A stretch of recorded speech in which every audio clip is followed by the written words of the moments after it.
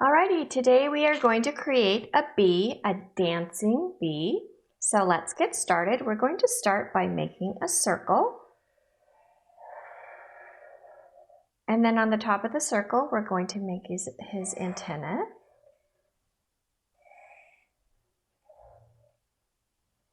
And then for his face, he's going to have wide set eyes.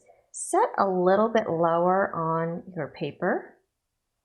Just a couple of dots. And a small smile. All right, for his body, they have pointed little back areas where their stingers are. So we're going to have a curved line in going to a point and another curved line in going to the point. So they touch right here at the bottom. Let's put some stripes, some curved lines for stripes on his body.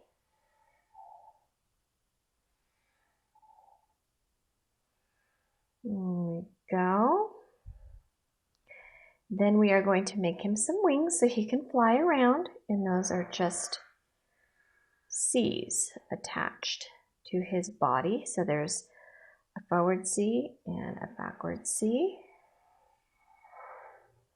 Now for his arms and his legs, because he is a dancing bee, we want to make sure that he shows some movement with his arms and his hands.